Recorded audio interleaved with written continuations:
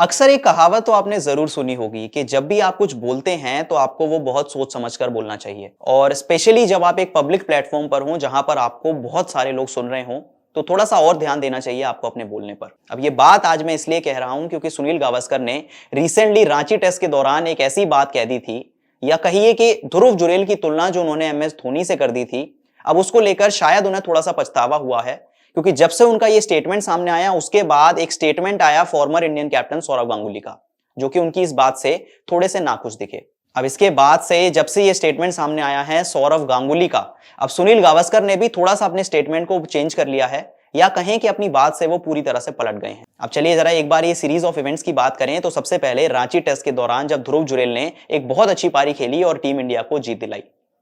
इसी बीच सुनील गावस्कर ने यह बात कही कि एमएस धोनी की तुलना ध्रुव जुरेल से करनी गलत नहीं होगी,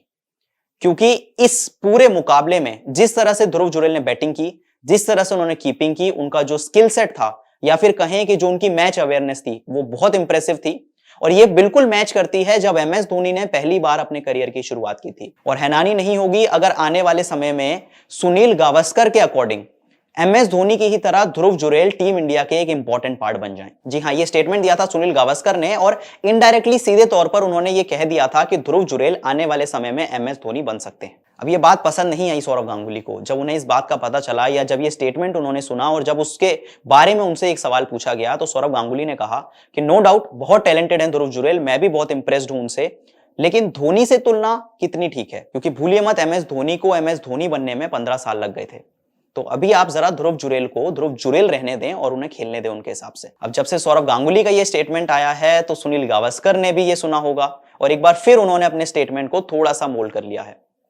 अब रिसेंटली सुनील गावस्कर ने फिर से अपने उस स्टेटमेंट के बारे में बताया और उन्होंने कहा कि एमएस धोनी कोई नहीं बन सकता, धोनी सिर्फ एक है। अब एमएस धोनी ने जो भी इंडियन क्रिकेट के लिए किया है, अगर ध्रुव जुरेल उसका कुछ हिस्सा भी कर दें तो वो काफी होगा इंडियन टीम के लिए। मैं ये नहीं कह रहा था कि एमएस धोनी बन सकते हैं ध्रुव जुरेल,